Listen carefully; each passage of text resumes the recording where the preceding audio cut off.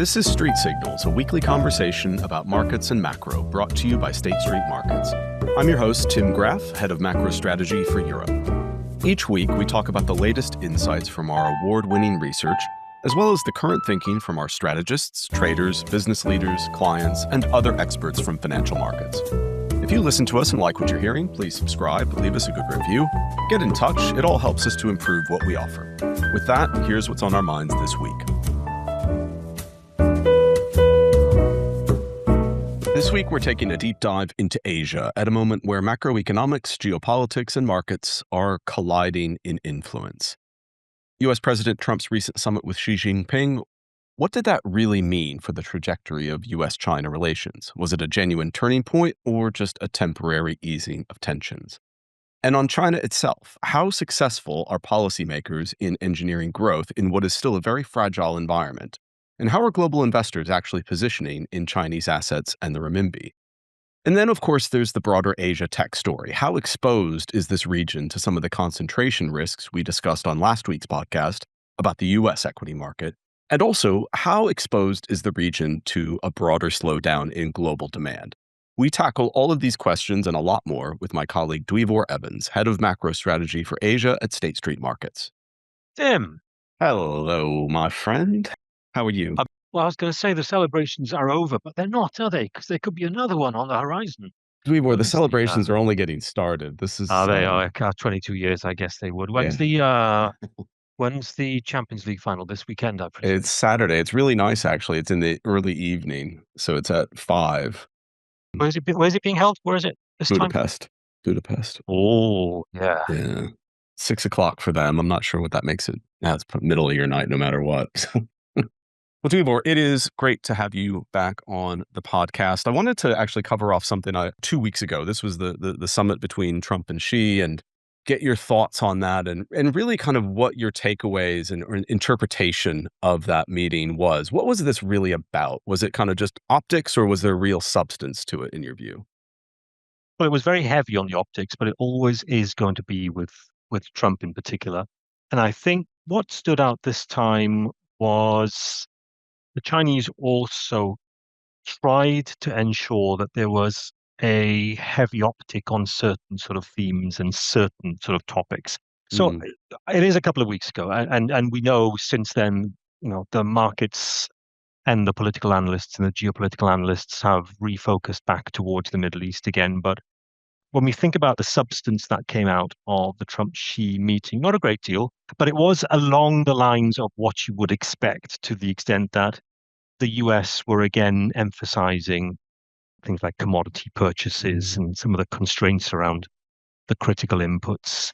China were a little bit more guarded in terms of, their language was far broader. They were far more guarded in terms of actual sort of deliverables. I'd probably make one argument, though, which is probably worth going into in a little bit more detail, in that from a Chinese perspective, my sense is that the emphasis on Taiwan was much, much greater than what we tend to see in these types of events, these types of sort of bilateral meetings. Now, obviously, each and every time you have the US and China talking around geopolitics, Taiwan is there or thereabouts. I felt this time around that the Chinese were actually making a lot more of an emphasis on Taiwan this time, probably to try and test Trump's resolve. And that, I think, was quite a crucial takeaway from a Chinese perspective. And can you say more about that in terms of, I don't know, what a scenario for the next couple of years looks like with respect to that question of, the China testing the US and the US response to that? What do you feel about that? I think one of the big takeaways is that more than maybe at any time, we probably had Taiwan arms sales as quite a specific sort of bargaining chip. And that was, the comments that have come out since have been quite vague from a US perspective, or at least from a Trump perspective, they've been quite vague. That's probably to the relief of Beijing. It's probably cause for some concern around US's regional security commitments. But Taiwan became a far more explicit bargaining chip. Previously, we haven't really had arms sales as any sort of negotiable lever previously. And it obviously means a lot for China in terms of its sort of security credibility. So That was quite a clear point. And Xi Jinping's comments around Taiwan were probably a bit more forceful than what we've seen in the past as well. Right, right. Um, why that I think matters in the great scheme of things is because it sort of left some of the themes and the topics that we've been obsessing over the last 12 to 18 months pretty much on the sidelines. Not that much was said about trade and the tariffs, Mm, not a great deal. Obviously, we still have, on the one hand, the desire by the Americans for China to open up its economy and for it to be far more robust in terms of its purchases of American goods. Breaking down the barriers in China looks to be quite insurmountable as far as the Americans are concerned. So the trade side of it really got pushed back into the background, apart from a few obvious, repeats of deliverables. I'm going back to soybeans and agricultural products and aircraft and things of that nature again. But it did seem as if regional security commitments played a much, much more prominent role from a Chinese perspective this time. Whereas probably the Americans would have preferred to have been far more transactional on trade. I think the Chinese got the upper hand on that particular trade-off between transactional trade and between security commitments. yeah, we're what a year and a bit from the Liberation Day episode, and especially the back and forth between the U.S. and China, the escalation of tariffs into triple digit levels as they were for some time, which really, for markets, was a real threat. But how does that sit right now from China's perspective, especially, even if it wasn't on the forefront in their minds? Geopolitics may be weighing, but there again, geopolitics and trade, especially when it comes to Taiwan, are very much interlinked when it comes to chips.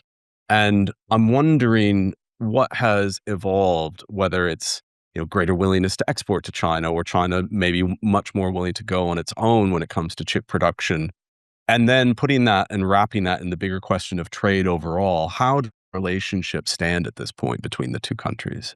It hasn't changed the nature of the game that much. And what I mean by that is there was a lot of focus on what I'd consider to be sort of old economy, right? Mm, So the old economy trade, as I mentioned earlier, the agricultural products, the aircraft, that's sort of normalizing to some extent. mm, Once again, you had Trump isolating the fact that, or pronouncing the fact that the Chinese were promising to increase agricultural exports out of the US, et cetera, et cetera. So that's an old promise that we've heard a few times before.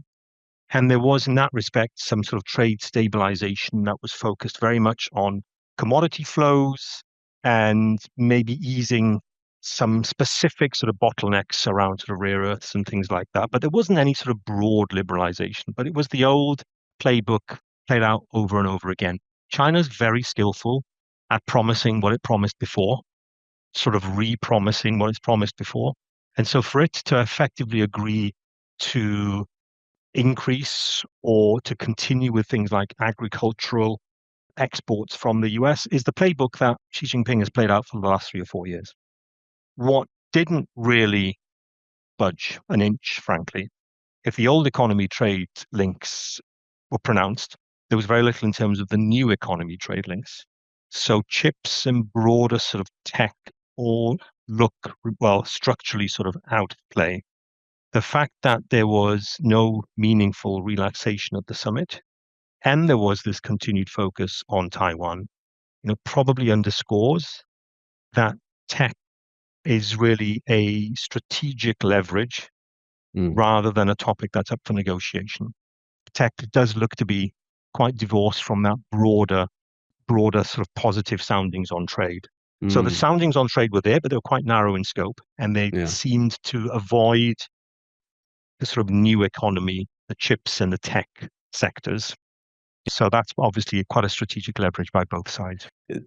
Thinking about trade from the other perspective, from exports out of China, I'm wondering if you can talk a little bit about how that sits, how China is hoping to meet its growth targets, what levers is it pushing right now, which levers do you think will be pushed when the the current ones perhaps lose their usefulness?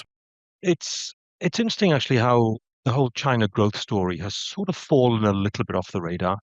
It probably deserves to fall off the radar to some extent Mm, because there hasn't really been any major sort of announcements or pronouncements from the Chinese. And there seems to be, over time, an acceptance that a very strict objective or a goal or a specific sort of growth target is a little bit more vague these days than it was previously. That said, we probably shouldn't lose sight of the fact that there is still a sort of multi-pronged cyclical stimulus program going on in China. It just seems to be gathering a lot less market attention than it once was. And I think that's partly because of the underlying sort of numbers that we're talking Mm. about. So things like monetary easing, you still have the PBOC. It's guiding financing costs lower. It's directing sort of credits towards various industries and sectors, usually tech and SMEs, and increasingly trying to direct more attention towards sort of consumption related sectors. Right. That all sounds quite waffly and all sounds quite sort of vague, but ultimately that's what China is doing from the monetary side. When you think about a PBOC, unlike other central banks, you never get announcements of big interest rate moves or a big interest rate decision coming up. That sort of thing doesn't happen in China. It's all done at a very, very low sort of level under the radar. Fiscal policy has tended over the recent years to be the sort of main driver. You're getting proactive fiscal policy again. A lot of that is on infrastructure spending, which is the same old Mm. story for China. You're also Yeah. getting it on very, very targeted social outlays because ultimately what they want to do, of course, is try and support domestic demand and consumption. There is this consumption push. This is the sort of thing that never makes its way onto the front page of the Wall Street Journal, the Financial Times, but it'll make its way onto the local newspapers in China. But things like subsidies and vouchers and loan incentives and things like that, it's not very sexy stuff. But the whole idea is that you have this gradual shift in the growth model towards sort of domestic demand. And as we all know, there's been real sort of mixed success on this. It's not being done with a great deal of enthusiasm, particularly social reform, which in China basically means changing things like regional passes and regional sort of taxation and things of that nature.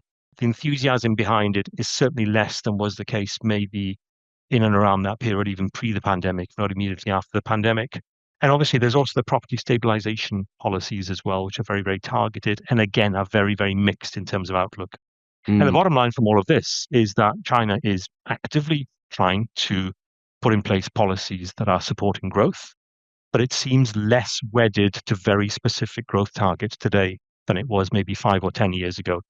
What does that do for investor interest in the country? And really, in big picture terms, this podcast is about the region. It's I wanted to cover China, but as part of a broader regional story, where of course you have these phenomenal gains in Korea and Taiwan and their equity markets, which we're going to come back to. That comes against, in both cases for Korea and Taiwan, weaker currencies. Where in China, you actually have the renminbi as one of the strongest performing currencies of the year. What is the investor approach to China at this point, especially in light of how what you're saying, the growth levers are the ones that have been pushed for years, and it's kind of old economy stuff, similar to the trade picture. It's not a very strong investor story, frankly. I mean, when you think about, the reflation story that you mentioned earlier, we're starting to see some evidence of a pickup in inflation in China. Core inflation for some time has been positive, although barely sort of positive. But we're Mm. starting to see some reflation. It's policy driven, but it's quite sort of fragile. The demand recovery is still incomplete, and obviously that weaker domestic demand backdrop is not helping the Mm. inflation story at all. When we look more closely then at out and out interest in Chinese assets, investor interest, I guess cautiously rebuilding is the way that I would think about it, but very, very selectively.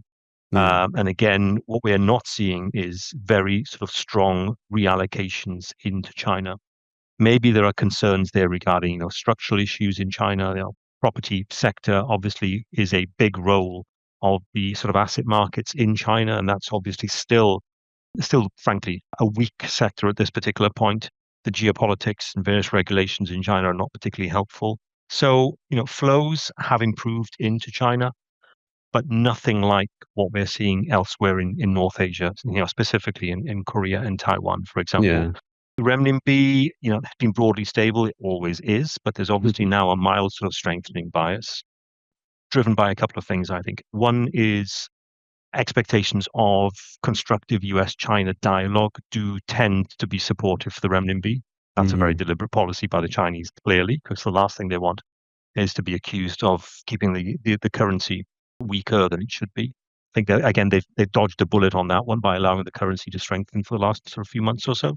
But Mm. there's also possibly expectations around sort of policy stability as well, and the gradual sort of capital inflows that we're seeing into China is giving the renminbi a little bit more, a little bit more strength.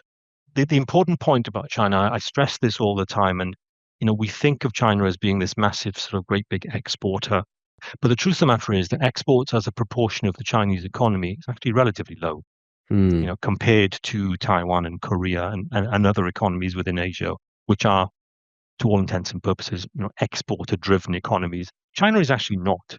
And so it's not as if it necessarily needs a weak currency in order to maintain exporters' competitiveness. That's really not seen in the same way as Korea relative to Japan or Taiwan relative to Japan, for example, where you have currencies that are first and foremost seen as tools of exporter competitiveness. China doesn't really think of things like that. Not anymore, anyway. It may have done in the past. Yeah. Lower value added goods 15, 20 years ago in China, yes, maybe. But to the extent that it's now moving up the value chain, it doesn't seem to be as sensitive in maintaining a weak currency at this particular point. So we are starting to see, this mild strengthening bias in the Chinese renminbi is really a reflection of expectations of more constructive capital flows, but they're quite selective and quite fragile at this particular point. I wanted to let's jump to Korea and Taiwan, and I want to start by throwing out some numbers of year-to-date returns in the domestic equity market, and let's throw Japan in here as well. Kospi 95% up year-to-date, the TAIEX up 52.8%, the Nikkei up 29%. I mean, absolutely stellar equity market returns. But currency performance is, not dramatically weak. Obviously, these are all large exporting economies. And, especially in Japan's case, there is circularity between the weakness of the yen and the strength of the domestic equity market. But can we talk through a little bit about why the currency has been under such pressure in Korea and Taiwan while, clearly being a star equity story that you would think is attracting capital from abroad? What are the dynamics here? I mean, the simple way of thinking about this is there is I guess, a disconnect, as you say, between strong equity performance and by comparison, sort of weaker FX performance. It's largely about the composition of the flow, but Mm. also some of the sort of structural hedging dynamics within the region as well. So I think the point to make about Korea and Taiwan is that equity inflows don't necessarily mean currency support. So both markets, so specifically now in Korea and Taiwan, both have seen strong equity inflows, and that's obviously tied to the theme of the year, which is obviously the sort of AI semiconductor theme. Yeah. That's obviously been very, very supportive for equity markets. Flows are partially hedged, so that limits a little bit of sort of spot FX upside. Mm. But the important point, I guess, is that when you think about domestic investors in both Korea and in Taiwan, so it's largely the sort of life insurers and the pension funds in Taiwan, and mostly the corporates in Korea, they continue to recycle their surpluses abroad. So what that basically, and this is the circularity, right? So you're Yeah. seeing very, very strong inflows into domestic asset markets, but you're then seeing the recycling of surpluses abroad, and that persistent sort of FX supply out of Korea and Taiwan, offsets the inflows. So very large current account surpluses. That's just generating exporter selling, particularly out of Mm. Korea, where the corporates are much, much stronger. And that caps currency appreciation, even when underlying fundamentals are very strong in both markets. So there is this sort of this break between the relationship between capital inflows and the recycling of outflows, more structural outflows, tied very much towards, I guess, exporter selling first and foremost. I read a lot about the sort of Korean day traders as a force in the market, and it feels to me a lot like the Mrs. Watanabes of sort of the mid 2000s when 20 years ago when they were just chasing carry and doing Brazil yen type of trades and taking all sorts of crazy risks on a levered basis. And is that having, in your view, a bigger impact on the domestic market, the Kospi, or is it having the bigger impact, as you say, in terms of capital being recycled abroad in the US market? Do you have a thought on that? This is a little bit like the Mrs. Watanabe story, Yeah. actually. Korean investors continually chase returns overseas. That's sort of retail investors. For whatever reason, they think that there are better opportunities for returns on Mm, overseas markets. They seem to be far more aggressive in deploying their capital in overseas markets than they are in domestic markets. So I guess when you look away from the AI and the tech sector, ultimately the returns on the Korean market have tended to be very, very low. mm, Interest rates in Korea are very low. There hasn't been a great deal in terms of domestic returns beyond the sectors that are doing so well over the last sort of 6 to 12 months or so. So I think there's a sort of habit here. There's a habitual outperformance of overseas markets here that's basically dragged domestic investors into seeking better returns elsewhere. And I think that's quite structural now. Although you sort of question to some extent, actually, why you wouldn't necessarily be more heavily invested in domestic markets given the domestic market performance. mm. But that seems to be a regional sort of preference here, actually, for a lot of the capital outflows to make their way to markets elsewhere as opposed to domestic markets. Yeah. Well, thinking about the currency, I mean, actually, I read something, I think it was from Brent Donnelly, who's been on the podcast before. I think it was yesterday or the day before he wrote some commentary. In the G10, the Swiss franc is always the currency you think should be weaker, and it never is. The Korean won is always the currency you think should be stronger, and it never is. And so I'm wondering Yeah. if that's still the right way to think about it. I mean, you look at their trade patterns, and it's empirically it looks inexpensive. I mean, clearly chip demand is driving that trade, but I think on most fair value models, you'd consider the won to be cheap. But at this point, do you think it's worth buying, especially given what you've just talked about, how the central bank has inflation they're not really responding to. Rates have typically tended to be low, and that will, as we've seen with the yen, weaken a currency over time. But there's also, it seems like, more lines in the sand where they're willing to defend the currency. And so I'm wondering if this represents, for Korea or Taiwan, an opportunity to get structurally along the currency, or will it just continue to frustrate? The local flows, the large current account surpluses, it does imply persistent sort of domestic outflows. Mm, So the pension funds, the insurers, corporates, the habit is now to recycle capital abroad. And this is obviously very, very sizable as well, and it's continuous as well. So that nearly by definition sort of offsets the foreign inflows. And, therefore it sort of dampens the FX appreciation pressures, which in any case, FX appreciation is something that the authorities in both Korea and Taiwan are extremely sensitive to temper if it has an impact in terms of exporter competitiveness. So I think that could well continue. I mean, these currencies are never as strong as they should be. We all know that, and we know that in particular Asian currencies on a real effective exchange rate basis, they do tend to be sort of undervalued. That looks to be a state of semi-permanence, and that's really because of these large local flows that make their way out of the domestic market. The only way that you could probably argue that the currencies could get a bit of a tailwind is if you were to see a bit more aggressive rate hikes out of the central bank. mm, You're not going to get that out of Taiwan because Taiwan, forever and a day, has effectively had low structural inflation. Taiwan is very, very heavily influenced by things like administered pricing. And it has a very, very strong supply side, and that tends to be disinflationary. Nobody has ever bought the Taiwanese dollar on the hope that it's going to be a high yielder. I mean, if mhm. anything, it is, if anything, it is and has been one of the funding currencies within the region, given low volatility and given low rates. It's a slightly different story for Korea. But again, the BOK, Bank of Korea, is actually very, very reluctant to over tighten into what it seems, what it considers to be still quite a fragile cycle. As strong as its industry and its corporates are, instances like last year where we had things like trade tariffs, they frightened the Korean authorities because obviously it's only one step away from potentially seeing your major sort of export markets being put on the back foot because of things like protectionism. So they always regard the external environment, or they tend to regard the external environment as being quite fragile. That being the case, what they don't really want to do is over tighten. So again, you're going to see probably rates that rise in relation to, say, the dollar, because again, the Korean authorities will want to keep a relatively stable rate differential between the US dollar and the Korean won. And if we project forward when Kevin Walsh is sitting at the Fed, that what's priced in right now, very, very little in terms of upside rate potential out of the US.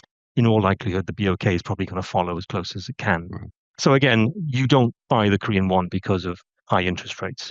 And if you have these structural sort of local outflows and these current account surpluses that continually get recycled abroad, that'll obviously put pressure on the currencies in the other direction. And so that appreciation of the currency in terms of trends, it just doesn't really seem there in terms of capital flows, and it doesn't really seem there in terms of sort of interest rate policy as well. Right.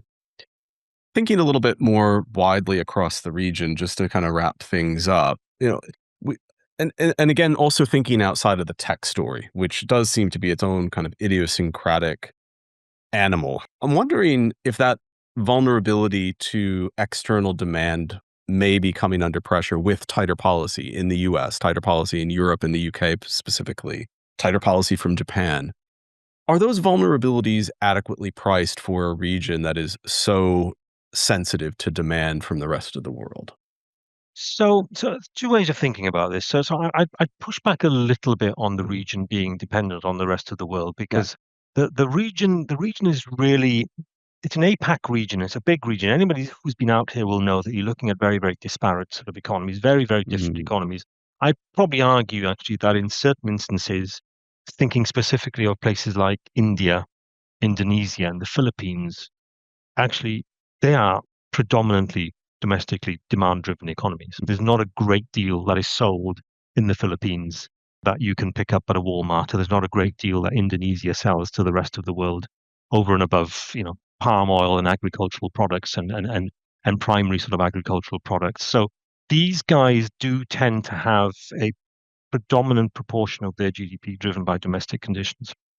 And of course, there's an issue there for them, which is that, okay, they get insulated by relatively strong domestic demand, but they are very, very exposed by things like commodities and financial mm, conditions. And obviously, commodities have been a key driver of the weakness in some of these Southeast Asian markets in particular. Indonesia and the Philippines are the two that obviously stand out. India is a slightly different animal. If I mm, think of Indonesia and the Philippines, the inability to export your way out of a sort of trade shock because of the high cost of energy and commodity imports is one of the reasons why the markets have seemingly seen fit to attack some of these currencies, because clearly there's a fiscal risk there. There's a debt risk and a mm, fiscal risk. So Southeast Asia is coming under quite a bit of stress. There are other issues as well, of course. We don't need to go into them in any detail, but there are political issues in Indonesia that seems to have deteriorated over the last couple of years, issues around central bank independence. So this tends to happen in an mm, environment where social pressures rise because of high energy prices, high food prices, and the general population at large has become a little bit more unstable and uncertain. That tends to have political costs, and that's really playing out now as far as Southeast Asia is concerned, more than Northeast Asia, or North Asia, I should say. On the North Asian side, ultimately, it still sort of is. Ultimately, they are still export-oriented economies. It's not just Korea and Taiwan. It's the like of sort of Malaysia, Vietnam as well. They're very, very highly sort of leveraged to global cycle. AI is one thing, of course, but there are autos, intermediate sort of inputs in some of these markets as well. They are very vulnerable to consumption slowdowns elsewhere in the world. I mm. guess the fact that you're not actually seeing the consumer slowdown in places like North America, I guess, has held up quite well. I guess to some extent Europe has held up quite well too. So these markets, I guess, are probably holding up better, the export dependent markets. Some of them have rerouted their exports, but generally export growth has remained quite sort of robust. So Mm. North Asia and the big exporters in the region, I think, are holding out quite well. But Southeast Asia is coming under a lot more pressure simply because the underlying structure of the economies are very, very different, and higher energy prices, higher commodity prices generally are really putting big economic and social strains on Southeast Asia. So not a surprise, I guess, that the currencies, the likes of the rupiah and the likes of the Yeah. Philippine peso, have come under the most weakness on the back of that type of sort of backdrop. Is that fully priced then? Do you have a favorite short from here as well as a favorite long? I always like to finish with a trade. Is there Yeah, I think the one story that we hardly ever talk about is actually the Malaysian ringgit. Mm. It's been undermined for years by a lot of political noise internally. That actually seems to have weakened over the last few years. Probably hasn't disappeared, but it's less of a dominant factor going forward. But quite a few things in Malaysia actually stand out realistically. The fact that currency in particular remains undervalued. It is a bit of a tech play because there is Mm. quite a high sort of value added sector to Malaysian industry. It's also a commodity exporter as well. May not necessarily be a high yielder, but it's a higher yielder than many of the Asian currencies. So if you were to build a little sort of box, a series of boxes to check or to tick for Asian currencies, I think Malaysia would actually do quite well in that type of sort of framework. As for an underweight, the easy one would be to argue that it's something like the Indian rupee. But we Mm. know, given the buildup of Indian reserves over the past 4 or 5 years, and the RBI was very aggressive in building reserves, that we run the risk of, if you have an India rupee short, you run the risk of the RBI just jumping back in and supporting the currency again, as they did a few months ago. I think what I would probably play against Malaysia would actually still be the Indonesian rupiah. Mm. Reason being is to the point that I made a few minutes ago, there are question marks about the independence of the central bank. There are question marks about some of the structural policies and some of the economic policies that are being put in place by a new government, a still new government that's being, and Mm. also quite simply some of the economic policies that are being pursued in this sort of post-Jokowi world. It's as if the new administration in Indonesia hasn't really found a proper sort of footing since being put in a few years ago. And that's playing out now in terms of some of the imbalances in the economy coming very clear to view at this particular point. So maybe a long Malaysia, short Indonesia. So it's moving away from sort of North Asia, but it does actually play some of the strengths that the Malaysian economy has against some of the weaknesses that are becoming more and more clear in terms of the structural economy within Indonesia. Very clear, as always. Very interesting, as always. Very insightful, as always. Dweevor, it's been great to catch up and learn a bit more about the region and where it sits right now. A lot of big questions still hanging over it, of course, whether it's geopolitics, trade, and how the various policymakers in the region respond to those tensions. Really appreciate you taking the time to speak to us this week, though. Oh, my pleasure, Tim. Always a pleasure. Thank you. Thanks for listening to Street Signals. Clients can find this podcast and all of our research at our web portal, Insights. There, you'll be able to find all of our latest thinking on markets, where we leverage our deep experience in research on investor behavior, inflation, media sentiment, and risk, all of which goes into building an award-winning strategy product. And again, if you like what you've heard, please subscribe wherever you get your podcasts and leave us a review. We'll see you next time. Informational purposes only, and is not intended to suggest or recommend any transaction, investment, or investment strategy. It does not constitute investment research, nor does it purport to be comprehensive or intended to replace the exercise of an investor's own careful, independent review and judgment regarding any investment decision. This communication and the information herein does not constitute investment, legal, or tax advice, and is not a solicitation to buy or sell securities or any financial instrument, nor is it intended to constitute a binding contractual arrangement or commitment by State Street of any kind. The information provided does not take into account any particular investment objectives, strategies, investment horizon, or tax status. The views expressed herein are the views of State Street as of the date specified and are subject to change without notice based on market and other conditions. The information provided herein has been obtained from sources believed to be reliable at the time of publication. Nonetheless, we make no representations or assurances that the information is complete or accurate, and you should not place any reliance on said information. State Street hereby disclaims any warranty and all liability, whether arising in contract, tort, or otherwise, for any losses, liabilities, damages, expenses, or costs, either direct, indirect, consequential, special, or punitive, arising from or in connection with any use of this communication and/or the information herein. State Street or its affiliates may from time to time as principal or agent for its own account or for those of its clients have positions in and/or actively trade in financial instruments or other products identical to or economically related to those discussed in this communication. State Street may have a commercial relationship with issuers of financial instruments or other products discussed in this communication. This communication may contain information deemed to be forward-looking statements. These statements are based on assumptions, analyses, and expectations of State Street in light of its experience and perception of historical trends, current conditions, expected future developments, and other factors it believes appropriate under the circumstances. All information is subject to change without notice. This communication or any portion hereof may not be redistributed without the prior written consent of State Street. Past performance is no guarantee of future results.